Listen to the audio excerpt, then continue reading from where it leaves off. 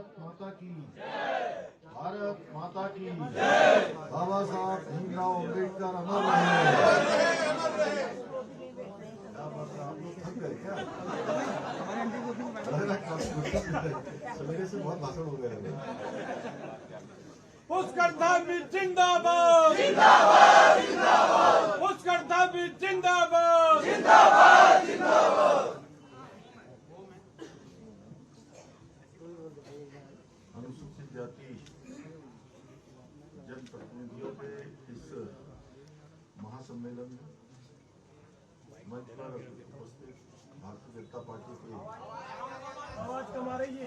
Bharatiya Janata party के हमारे प्रदेश अध्यक्ष, जिनके नेतृत्व में लगातार भारतीय जनता पार्टी संपूर्ण प्रदेश के अंदर अनेक चुनावों में, अनेक संगठनात्मक कार्यों में लगातार विस्तार रूप ले रही है, ऐसे हमारे यशस्वी प्रदेश अध्यक्ष आदरणीय महेंद्र भट्ट जी,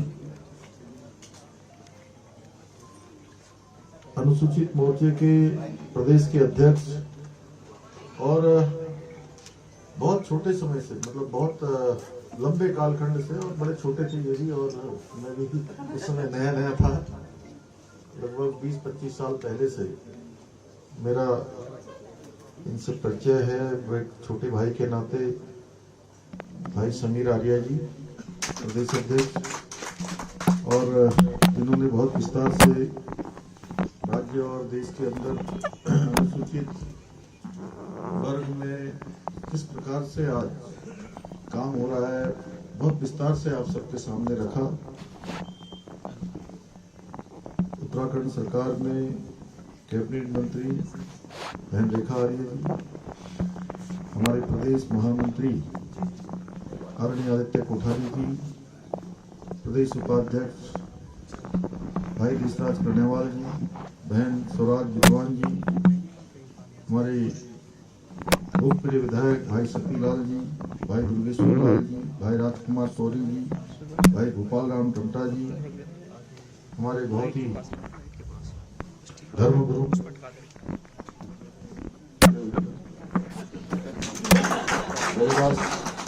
रविदास सारे, और हमारे मित्र भी हैं, बड़े भाई भी हैं, हमारा बड़ा साथ है।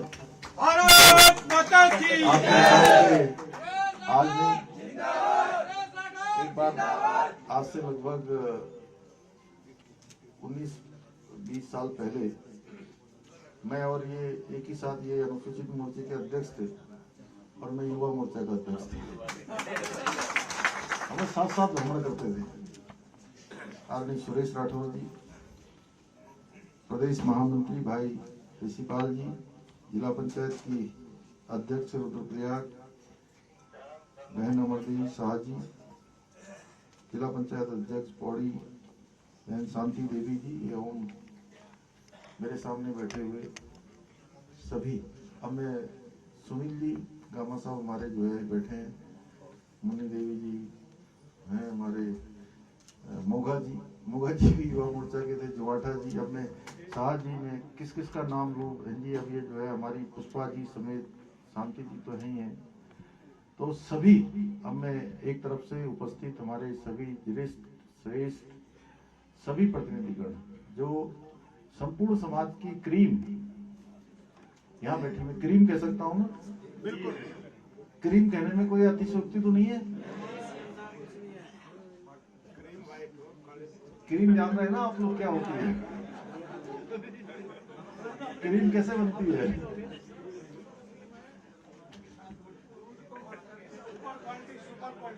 सबके बाद जब सब नीचे चला जाता है, उसमें से जो सबसे ऊपर आता है, जो समाज के सबसे ऊपर होता है, यानी समाज का प्रतिनिधित्व करने वाले, समाज को नेतृत्व देने वाली, ऐसे हमारे सभी जनप्रतिनिधिगण, आप सब इस महासम्मेलन में भारी संख्या में पधारे हैं, और मेरे यहाँ पहुंचते ही जिस प्रकार आप सब लोगों ने मेरा स्वागत किया है, मैं भी दोनों हाथ जोड़कर आप सब लोगों को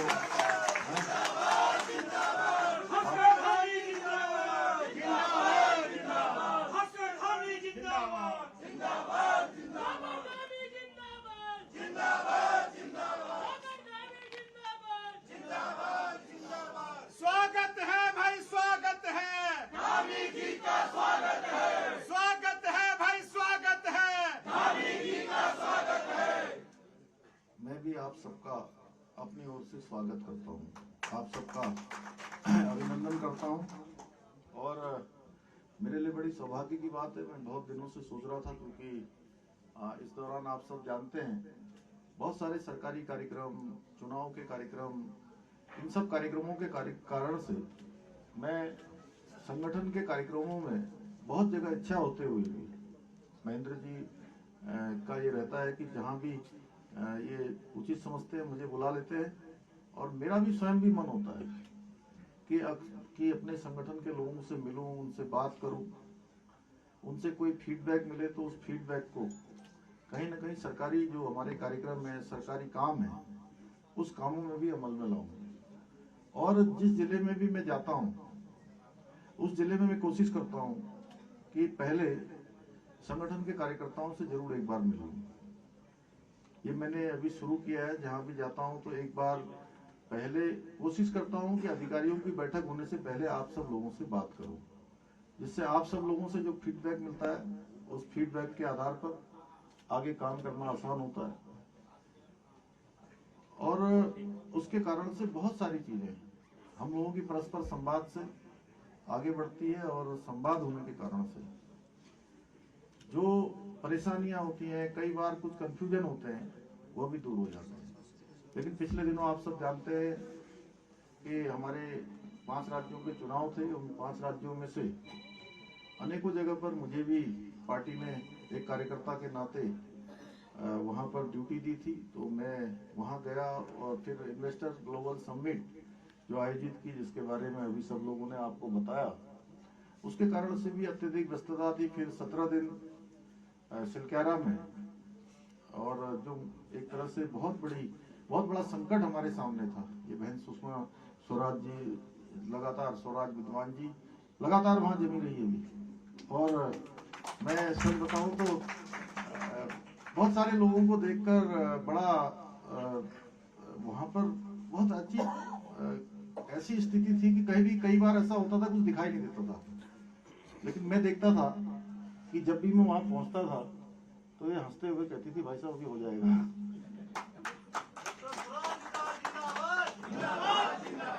तो बड़ा हौसला मिलता था। और जब मैं अंदर मजदूर भाइयों से बात करता था तो जब वो कहते थे कि आप बाहर की चिंता करिए, अंदर की चिंता मत करिए, तो मतलब जब कई बार ऐसी स्थिति आई वहां भी कि पहले दिन लगा हमको कि अब निकल जाएंगे, फिर दोबारा लगा 2-3 दिन में निकल जाएंगे, फिर लगा, ऐसे करते करते 5, 7, 8 बार हुआ। कभी 18 फुट गया, 18 मीटर गया, फिर 21 मीटर गया, फिर 32 मीटर, 33 मीटर पर अटक गया, फिर 38 मीटर पर अटक गया, फिर 48 मीटर पर तो पूरी मशीन ही ध्वस्त हो गई। जिस दिन हम सोच रहे थे अभी कुछ घंटों में निकलने वाले हैं। और आप समझ सकते हैं क्या स्थिति हुई। पूरा एकदम काम करने वाले लोग, ये लोग, वो लोग, सब लोग बहुत ही हतोत्साहित हो गए। और मुझे लगा कि सबसे ज्यादा हतोत्साहित अब मुझे लगता है कि अंदर हमारे जो मजदूर भाई है वो हो रहे होंगे, जिनको ये लग रहा था कि अब हम कुछ घंटों में बाहर निकलने वाले हैं और उनके लिए अब कई दिन लगेंगे। और तब भी अभी रास्ता नहीं सूझ रहा था कि अब क्या करें। ये बात मैंने इसलिए बताना जरूरी समझा कि वो बहुत कठिन था, और ये स्वराज जी यहाँ नहीं बैठी होती तो शायद मैं इसका जिक्र भी नहीं करता। तो मैंने जब उनसे बात करी अंदर जाकर, मेरे मन में विचार आया कि चलो काम जो भी होगा हो जाएगा। अभी चल खाना उनके लिए पहुंच रहा है, ऑक्सीजन पहुंच रही है, पानी पहुंच रहा है, लेकिन उनके अंदर उत्साह है कि नहीं है, कहीं कम तो नहीं हो रहा है। क्योंकि देखिए, खाना पानी थोड़े दिन के लिए न मिले तब भी चल जाता आदमी, लेकिन अगर मन खराब हो जाए या मन हतोत्साहित हो जाए तो आप इतना ही मानिए कि फिर थोड़ा मुश्किल हो जाता है। तो जैसे ही मैं अंदर गया और मैंने गब्बर सिंह नेगी को फोन मिलाया, मैंने कहा बात करवाइए मेरी सबसे पहले। तो लोग बोल रहे थे साहब अरे अंदर क्या करेंगे, अभी हिल रहा है, ये हो रहा है, वो हो रहा है, वहाँ काम चल रहा है। मैंने कहा नहीं चलिए मैं अंदर पहले अंदर चलता हूँ। जैसे अंदर गए हम लोग, सब लोग, मैंने जब बात करी तो उसने कहा राम राम सर। बड़े जोर की आवाज आई उसकी।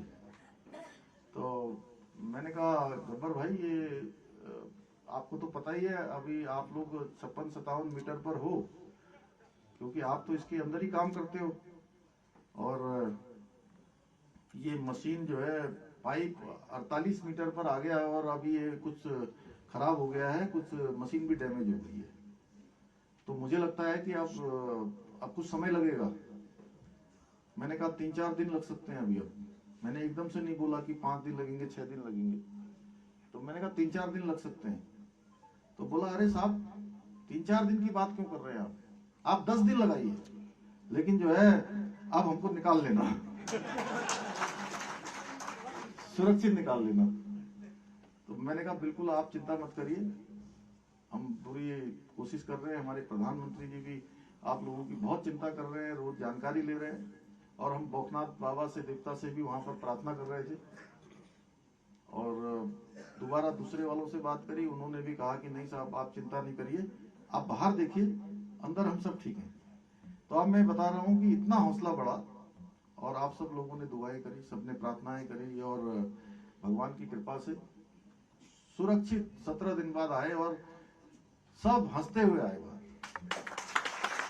स्वस्थ आए। तो ये सब ऐसे काम कई सारे बीच में आ गए तो उसके कारण से नहीं हो पाया। भाइयों बहनों, जब भी हम बाबा साहब भीमराव अंबेडकर जी ने अनुसूचित और दलित और वनवासी समाज के लिए, उनकी अस्मिता और अस्तित्व के लिए और समाज में सबको एक बराबर खड़ा करने के लिए, क्योंकि इसके पीछे उनका हेतु था कि समाज में और परिवार में हर वर्ग बराबर होना चाहिए। इसीलिए उन्होंने संविधान में 15(1), 15(4) इस सब की व्यवस्था की थी। जो पढ़े लिखे लोग होंगे, मैं भी किसी समय विश्वविद्यालय में पढ़ता था, तो उस समय मैंने थोड़ा ये आरक्षण व्यवस्था और अन्य व्यवस्थाएं जो चालू हुई उसके बारे में थोड़ा अध्ययन किया, लॉ का विद्यार्थी होने के नाते भी। तो जो भी उन्होंने सोच देश के सामने रखी, एक परिवार है तो परिवार के अंदर सब भाई बराबर होने चाहिए, तभी परिवार भी अच्छा चलेगा। तो उस सोच को आगे बढ़ाने का काम, उसको धरातल पर उतारने का काम अगर किसी ने किया है तो हमारे प्रधानमंत्री आदरणीय नरेंद्र मोदी जी ने किया है। भाजपा और भारतीय जनसंघ के संस्थापकों ने जो स्वप्न देखा था, जो संकल्प लिया था, वह एक संकल्प ही नहीं था बल्कि वो मंत्र था। और उस मंत्र को लगातार धरातल पर उतारने का काम हमारे प्रधानमंत्री जी कर रहे हैं। पंडित दीनदयाल उपाध्याय जी ने जो अंत्योदय का सिद्धांत हमारे सामने रखा कि समाज में खड़े हुए अंतिम व्यक्ति तक सत्ता के सिंहासन पर बैठेगा जब अंतिम जो पायदान पर रहने वाला व्यक्ति है, तभी राष्ट्रोदय होगा, यानी कि अंत्योदय से राष्ट्रोदय होगा। और उसका हमारे सामने आप सब लोगों ने देखा कि मोदी जी के बनने के बाद देखिए बहुत बड़ी बड़ी बातें करते हैं। पहले के समय में कौन लोग राष्ट्रपति बनते थे, उनके नाम तय होते थे। कौन राज्यसभा में जाएंगे, उनके नाम तय होते थे। बाबा साहब को भारत रत्न मिलने में कितने दिन लग गए, ये किसी से छुपा हुआ नहीं है। अब राष्ट्रपति कौन बनते हैं, जिनका नाम उस समय कहीं नहीं होता है, रामनाथ कोविंद जी बन जाते हैं। अब राष्ट्रपति कौन बनती हैं, द्रौपदी मुर्मू जी बनती हैं। किस समाज से आती हैं, रामनाथ कोविंद जी किस समाज से आते थे। तो उन सबको आगे लाने का काम। और अभी छत्तीसगढ़ में कल जो मुख्यमंत्री बने नए, आदिवासी समाज से बने हैं। भाइयों बहनों, आदरणीय मोदी जी के नेतृत्व में यह अवसर जो है हमारे महापुरुषों के सपनों को साकार करता है। साथ ही भारत के जो लोकतांत्रिक मूल्य आदर्श है उसका पूरी तरह से सबसे अच्छा सम्मान कोई हो सकता है तो आदरणीय मोदी जी के नेतृत्व में हो रहा है। और हमारी भी जो डबल इंजन की सरकार है, हमारा संकल्प है, जैसा भाई ने समीर ने कहा कि हमने बैकलॉग की बात करी है शुरू से, ये केवल बात ही नहीं करी है, ये हमारा संकल्प है कि हम इन सब चीजों को करेंगे। रेखा आर्या जी ने बहुत विस्तार से आप सबके सामने रखा किस प्रकार से चीजों को आगे बढ़ाया है, किस प्रकार से उनको आउटसोर्स में से लेकर, और अभी जो इन्वेस्टर ग्लोबल समिट हम कर रहे हैं उसमें भी बहुत बड़ा रोजगार का सृजन होगा, लाखों का सृजन होगा, लाखों रोजगार आएंगे। हम उसमें भी व्यवस्था करने वाले हैं, उसमें भी हम करने वाले हैं कि कहीं ना कहीं पुष्कर धामी हमारे लोगों को लाया जाए। पुष्कर धामी जिंदाबाद। देखिए, भारत के स्वतंत्रता संग्राम में भी जो इस वर्ग का, अनुसूचित वर्ग का जो योगदान है, उसको कौन भूल सकता है। अगर हम कभी भी इनका स्मरण करेंगे तो हमें आएगा कि इस वर्ग का बहुत बड़ा योगदान रहा है। और भाजपा सरकार विशेष रूप से मोदी जी के प्रत्येक ऐतिहासिक कार्यों का कुछ लोगों ने हमेशा विरोध किया है, और कई बार वो विरोध करते करते भूल जाते हैं कि वो मोदी जी का विरोध कर रहे हैं, और मोदी जी का विरोध करते करते भारत का भी विरोध करना शुरू कर देते हैं। आप सब लोगों ने देखा होगा। और ऐसे जो अनुसूचित सम्मेलन है, इन सम्मेलनों का भी विरोध करते थे। आपको पता है ये सब बातें सही तरह से। ऐसे आयोजनों पर भी ऐतराज उनको होता था। ऐसे पथभ्रष्ट लोगों को अनुसूचित समाज द्वारा जो भारत के नवनिर्माण में योगदान किया जा रहा है, उसकी जानकारी ही नहीं है, इसलिए वो इस प्रकार की बातें करते थे। आज चाहे हमारा अनुसूचित समाज हो, चाहे जनजाति समाज हो, राष्ट्र निर्माण में उनके योगदान की जानकारी से हमेशा देश को अंधेरे में रखने का काम किया, हमेशा देश के अंदर तुष्टीकरण को बढ़ावा देने का काम किया, हमेशा समझौते करने का काम किया। और ये काम उन्होंने किया जिन्होंने देश के अंदर 60 सालों तक शासन किया है। और 60 सालों में भी एक पार्टी और एक ही परिवार का शासन 55 सालों तक रहा है। आप अंदाजा लगा सकते हैं कहां अनुसूचित समाज रह गया, केवल वोट बैंक तक ही सीमित कर दिया गया था। आज मोदी जी के नेतृत्व में हमारा देश जाग चुका है। कोई भी इसकी संस्कृति और इतिहास और इसकी अस्मिता के साथ कोई खिलवाड़ नहीं कर सकता है। जो समाज और देश की आजादी में जिन महापुरुषों ने अपना योगदान दिया है, ऐसे बहुत सारे गुमनाम जिनके नाम नहीं थे, उनके नामों को भी आगे लाने का काम इस आजादी के अमृत महोत्सव में हमारे प्रधानमंत्री मोदी जी ने किया है। भाई 2014 से पहले की जो सरकारें थी, उसने अनुसूचित वर्ग, जनजाति समाज, इन सबको आगे बढ़ाने के लिए जो आवश्यक राजनीतिक इच्छा शक्ति थी, उसकी बहुत बड़ी कमी इनके अंदर रही, क्योंकि वो एक वोट बैंक तक ही सीमित करना चाहते थे। उन्होंने कभी भी उनके उत्थान के लिए, उनको आगे बढ़ाने के लिए, उनकी शिक्षा के लिए, अन्य प्रकार से उनको आगे बढ़ाने के लिए कभी कोई ध्यान नहीं दिया, बल्कि बाहर से केवल दिखावे के लिए काम करते थे। क्योंकि ज्यादातर लोग इसमें से ऐसे हैं जो सारी चीजों को भली भांति समझते हैं। अब आप सब तो समझते हैं इस बात को, लेकिन समझना, समाज के अंतिम छोर में जो व्यक्ति है उसको भी समझाना है, उसको भी समझना है। और उसको समझने का काम कौन करेगा? जो यहाँ पर क्रीम बैठी हुई है। आप सबके बीच में से जब बात जाएगी तो निश्चित रूप से समझ जाएंगे। क्यों देशराज जी? जी बिल्कुल समझ जाएंगे ना आप? पक्का जी। समझा पाएंगे? हाँ जी। देखिए, मोदी जी के नेतृत्व में चाहे जो भी वंचित समाज है, आदिवासी समाज है, शोषित, दलित, अनुसूचित, इसके विकास के लिए अनेक काम किए गए हैं। चाहे शिक्षा का क्षेत्र हो, चिकित्सा का क्षेत्र हो, जनजाति समाज हो या अनुसूचित समाज हो, उन सब के हितों को ध्यान में रखकर हमारी सरकार, राज्य की सरकार, केंद्र की सरकार, उनको केंद्र बिंदु में रखकर आज तमाम योजनाओं को बना रही है।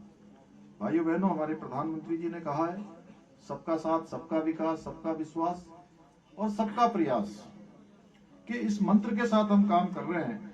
और पिछले 9 वर्षों में मोदी जी की सरकार ने अनुसूचित जाति, अनुसूचित जनजातियों के लोगों के लिए कई ऐसी योजनाएं लागू की हैं जिनसे समाज के ये जो वंचित वर्ग है, ये पिछड़ा वर्ग है, ये शोषित वर्ग है, या समाज के अंतिम छोर में खड़ा रहने वाला है, वह भी समाज की मुख्य धारा में आए। SC/ST कल्याण के लिए बजट में जहां आवश्यक रूप से बढ़ोतरी की गई है, वहीं आर्थिक, शैक्षणिक और सामाजिक स्थिति को मजबूत करने के लिए अनेकों ऐसे फैसले उन्होंने लिए हैं।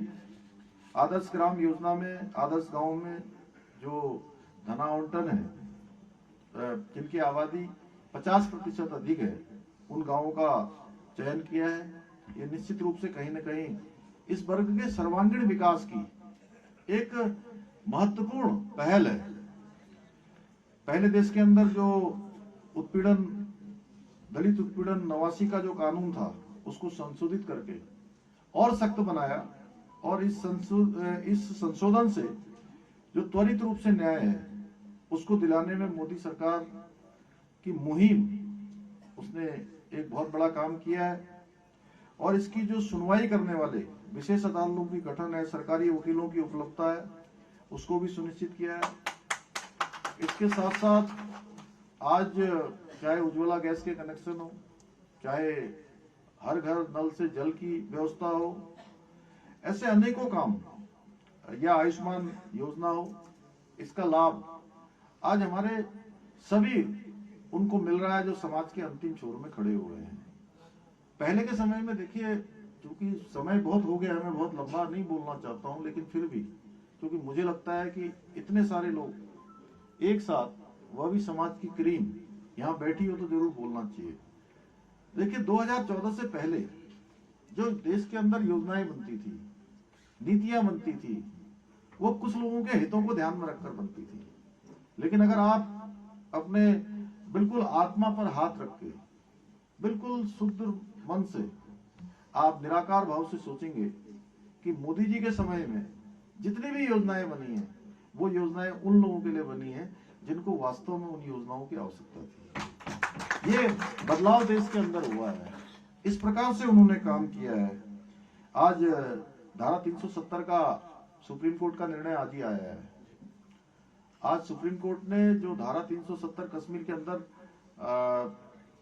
माननीय प्रधानमंत्री मोदी जी के नेतृत्व में समाप्त की गई थी, धारा 370 हटाई गई थी, उस धारा 370 को सुप्रीम कोर्ट ने भी आज ये मान लिया कि सरकार ने ठीक काम किया।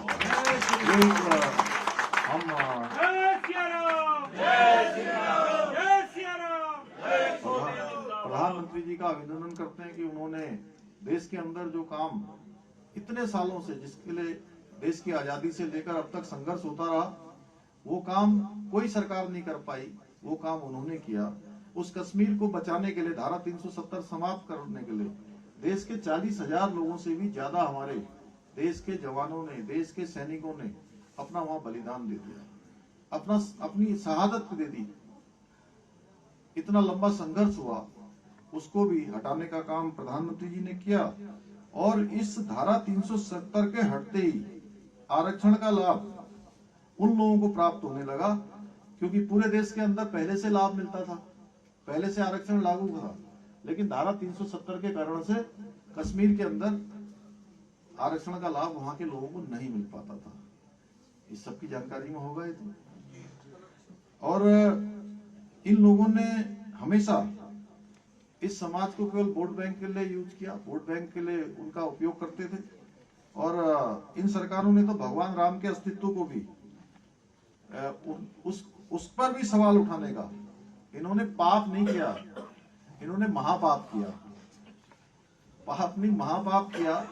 और आप देखिए, भगवान प्रभु राम की कृपा हो गई और भगवान राम का दरबार फिर से सजने लगा, भगवान राम का वहां मंदिर बनने लगा, और भगवान राम, हमारे आराध्य श्री राम का भव्य मंदिर अब एक नया स्वरूप लेने लगा है। और 22 जनवरी को भगवान रामलला वहां विराजमान हो जाएंगे। जय श्री राम। हम सब लोग जय श्री राम।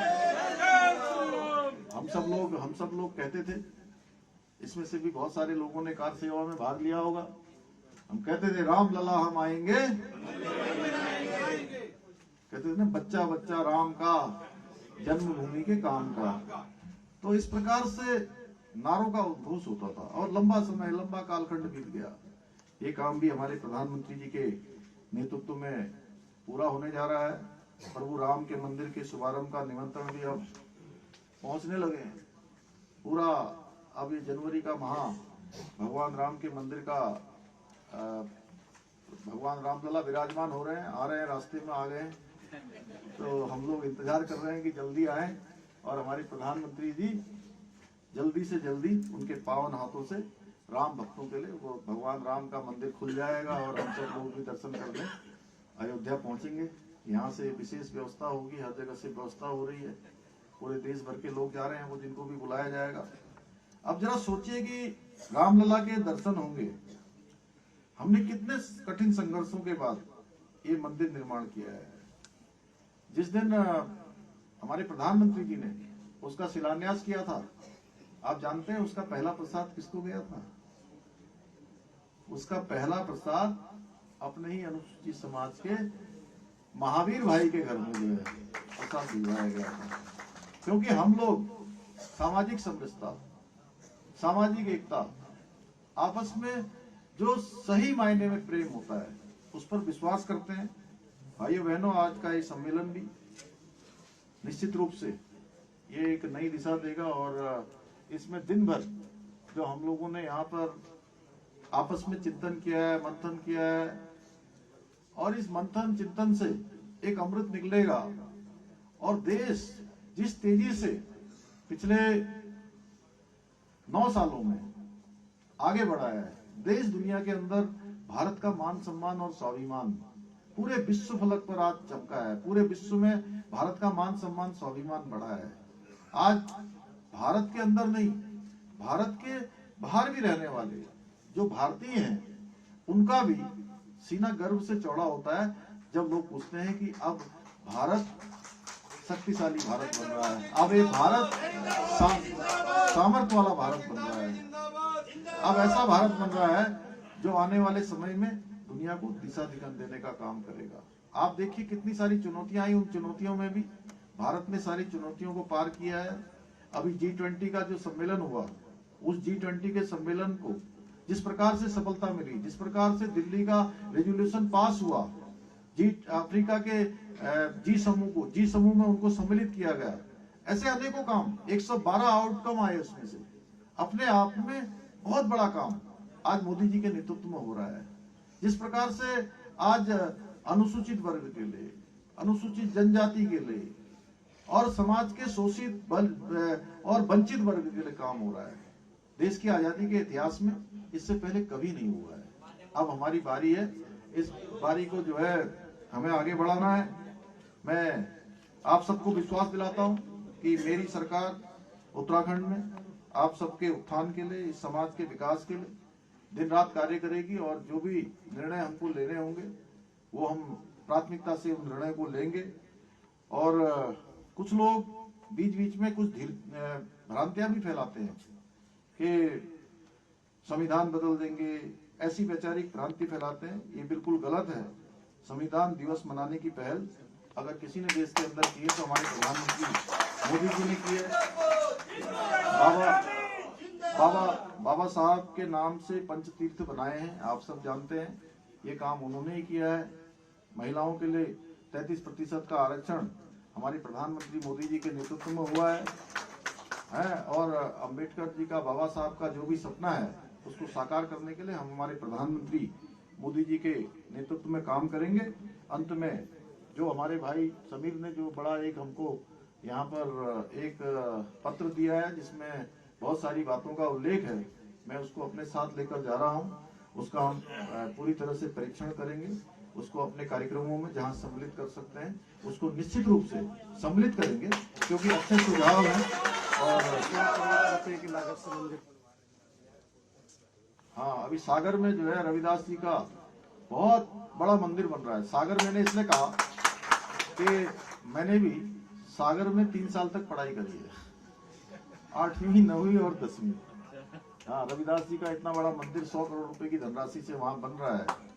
ये काम जो मैंने बताया या अन्य लोगों ने बताए, ये काम पहले भी हो सकते थे। आखिर ये काम अभी क्यों हो रहे हैं? ये प्रश्न है कि ये काम पहले भी हो सकते थे, आज हो रहे हैं। तो आज इच्छा शक्ति है, आज मन में भाव है कि इस समाज का उत्थान करना है, इस समाज को आगे लाना है, इसलिए ये सब काम हो रहे हैं।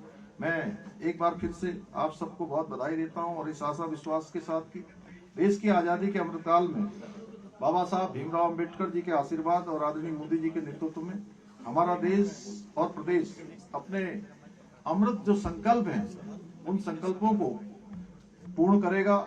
उसमें हम अवश्य सफल होंगे। आने वाले समय में भारत विश्व गुरु बनेगा और संपूर्ण विश्व में भारत की पताका फहरेगी और आप सब लोग इस स्वर्णिम काल के सहभागी बनेंगे। और हमारे प्रधानमंत्री जी की जो तीसरी टर्म है, उन्होंने कहीं से घोषणा नहीं करी, उन्होंने उत्तराखंड देवभूमि से घोषणा करी कि तीसरे टर्म में भारत दुनिया की तीसरी सबसे बड़ी अर्थव्यवस्था होगी और 2047 तक हमारे सामने विकसित भारत का संकल्प उन्होंने रखा है। उस संकल्प को पूर्ण करने में हम सबको अपने अपने क्षेत्रों में योगदान देना है। और बड़ा योगदान हमारा जो है, अब ये पार्टी का जो महायज्ञ आ रहा है, इस महायज्ञ में भी जैसा हमारे प्रदेश अध्यक्ष जी ने कहा, उस महायज्ञ में हम सबको एक एक आहुति देकर भारत को दुनिया के मानचित्र में सिरमौर बनाना है।